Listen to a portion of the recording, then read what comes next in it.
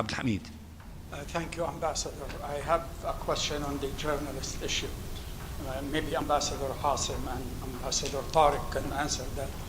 Why not put pressure on to call for a special meeting of the Security Council on the protection of journalists? And why not also pressure to create the post of a special envoy on the protection of journalists? Thank you. He addressed these two. Thank you, Brother Siam. I would put it more broadly. I think as Ambassador Riyad Mansour was explaining, Israel's continued and persistent, blatant violations of international law and its total disregard for UN Security Council and General Assembly resolutions on the question of Palestine and the impunity that it has enjoyed so far are being increasingly questioned by the international community. And I think you have seen the international conference on the two-state solution and the question of Palestine. The will of the international community was clearly expressed. And I think, as Ambassador Riyad Mansour was saying, now it has to be the whole of system approach and response to this. The General Assembly has pronounced its position. It's now the big responsibility of the Security Council to also undertake and shoulder its responsibility. So you have heard the meeting that took place on Sunday. It was almost unanimous, the call that the Security Council must act. And I think for us, for Pakistan as a member of the Security Council, we cannot accept that we are years later going to be blamed that the Security Council did not act. So we are determined. There are provisions in the Charter that enable the Security Council to take this action, that enable the Security Council to demand that Israel is stopped from taking those steps that it has announced, and we will be working together with other members of the Security Council to transform that collective expression that you heard in the Security Council on Sunday in terms of something more concrete. Tariq, if you want to say something about the journalists. Thank you. Well, I couldn't agree more with Ambassador Asim and, of course, Dr. Riyad and my colleague from Turkey about what is happening now. I think international law, the protections provided by international law for journalists is there. Having an extra meeting for it does not really necessarily add to this. Resolutions of the Security Council exist, protecting journalists, humanitarian workers, hospitals, infrastructure for humanitarian work. Resolution 2417 on using starvation and hunger as an act of aggression is there. Everything exists. It's about implementing it. It's about holding Israel to account. It's about the impunity that has persisted for 80 years now. There comes a time when this needs to be stopped, and the time is now. We have reached a point where the world's conscience has awoken. It is also your duty. I know many of you have been raising this issue in the press and in your organizations, but it's also the duty of you. Your colleagues are being murdered in cold blood in front of your eyes, in front of the whole world. It is you that need to keep this issue in the media, in the consciousness of the world. So everybody has a responsibility here, including member states, including the Security Council, of course, but also the media, international organizations, NGOs. Everybody has a responsibility, and we need to live up to that responsibility. Yes. Ambassador Mansour, Javier Otaku from EFE Spanish News Service. You have mentioned practical steps. You have given some examples of Western countries, Muslim countries. What about Arab countries? What about those who still maintain relations with Israel? Do you have any expectations from these Arab brother countries? You see that we do have expectations from everyone. We do not exclude anyone. We respect the sovereign right of each state to act according to their calculations, but I am confident that the Arab and Muslim countries will step up to the plate there are huge things before us, including, the support to the return of the national authority to assume its responsibility in Gaza.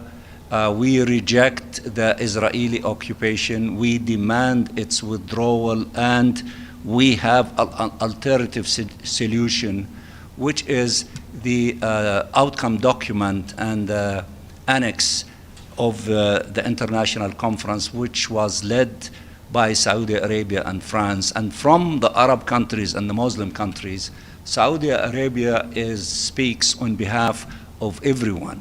And as we see things unfolding, don't be surprised to see more steps to take place, including when the international conference for the reconstruction of Gaza, which requires tens of billions of dollars, to see more of concrete things to be brought to the table from many countries, including the Arab countries that they have financial capabilities. If you want to ask in Arabic a question. Can I answer in English? In English, so everybody okay. can answer.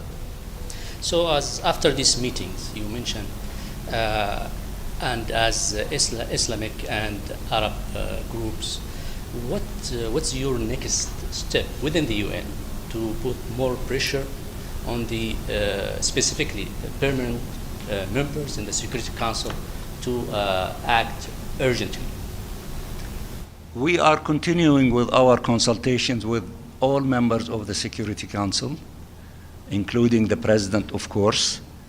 And we are observing, and that's not only our observation, but the observation of our friends in the Security Council, that there is emerging cohesion and unity and outrage of what is really happening, and they are exerting tremendous amount of pressure in order to stop the killing, stop the military operations, to have a ceasefire, permanent ceasefire, to force allowing humanitarian assistance to take place.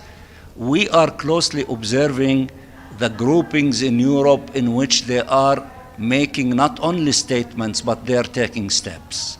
For example, Norway, one of its biggest funds that invests billions of dollars, maybe tens of billions of dollars in the Israeli economy, they are withdrawing, their assets there. That is a significant step.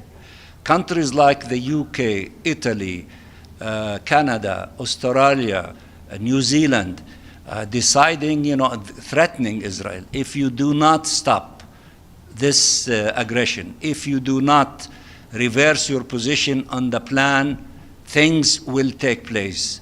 Australia announced yesterday that it is going to recognize the state of Palestine.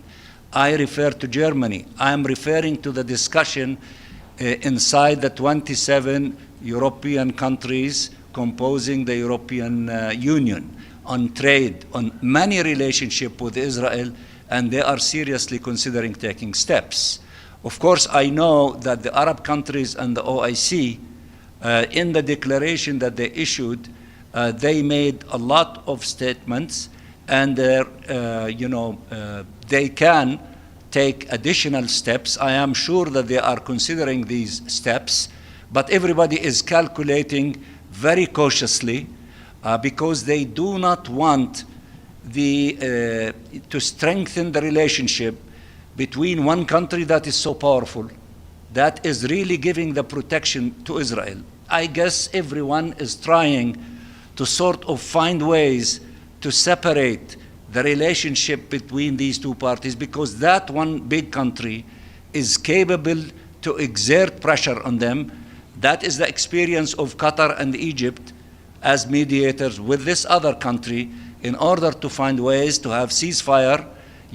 So everybody we are not interested, as I think my colleague said, to have more resolutions in which we have many, including resolution 2735, we want its implementation. But we need to find ways to convince one party to come closer to the global consensus that enough is enough. The solution is not wars. We have another option. We have an alternative option. And the alternative option was decided by the international community in the declaration and the annex of the International Conference on the Two-State Solution, which will be resumed on the 22nd of September in New York. So therefore, while we see what is really happening, and we are playing a big role, all of us, in maintaining it, in keeping it united, not fragmenting it, strengthening it, so that to try to find ways to have a crack between, the Israeli belligerent, vicious, criminal government and one state that is giving it protection, quasi-protection, because if we succeed in that issue, I think that would accelerate many practical steps to be announced by many countries, and then Israel cannot withstand such a pressure from all of them. We are acting responsibly because if we do not act in that manner, it will cost our people tens of thousands killed, injured, and expelled.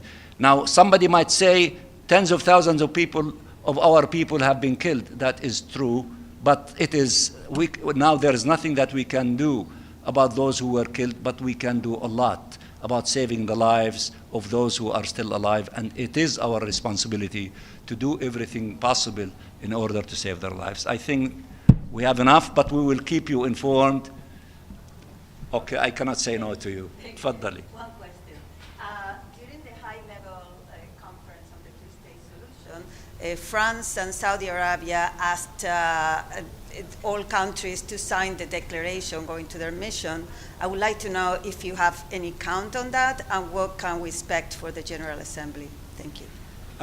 You're asking the wrong person. You have to ask France and Saudi Arabia. But in my speech in the Security Council Sunday, and we say it in front of everyone, we urge everyone, those who have not sent messages to France and to Saudi Arabia, declaring that they are joining and approving the declaration and the annex, to do so. I think that by September, we hope that we will be having more than 100 additional countries than the maybe 30 or 40 that have signed this declaration so far. We need to make that the blueprint of the global consensus of the international community on the alternative plan. It is not our destiny.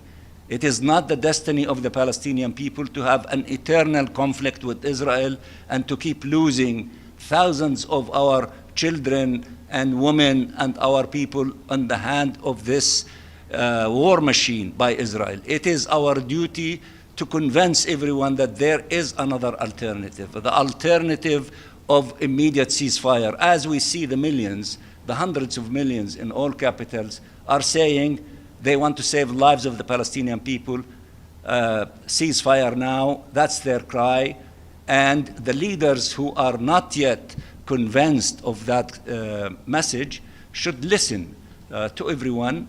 We should stop the fighting, we should stop the killing of the Palestinian people, and then get to the business of ending this illegal occupation and allow the Palestinian people to enjoy freedom and dignity in their own independent state with East Jerusalem as its capital. It's not easy, it is difficult, but that is the correct path, that is the moral path, that is the legal path, and we need everyone to contribute in their own way, including journalists.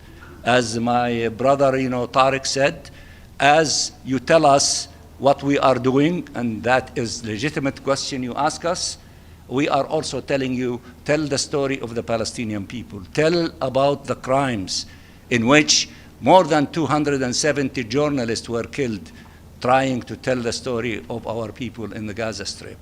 And more than 400 individuals from humanitarians, brave ones, most of them from UNRWA, who gave their lives trying to distribute humanitarian assistance to Palestinians who are in need, especially children of these humanitarian assistance. We all need to do our share of fighting for justice for the Palestinian people and fighting against this criminal genocidal regime in Israel who thinks that they can eliminate the Palestinian people. There is no force on earth that can eliminate the Palestinian people, and we are entrenched to our land, and we will put, with the help of everyone, an end to this tragedy and enjoy freedom and dignity when we exercise our right to self-determination. Again, I thank you very much for being with us today, and I want to thank my colleagues, the OIC, the Arab Group, the Committee on the Exercise of the Inalienable Rights of the Palestinian people, and we will meet with you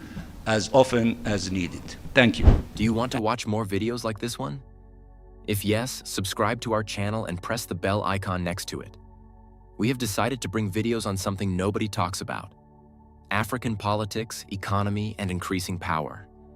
Thanks for watching, and until the next video, stay tuned.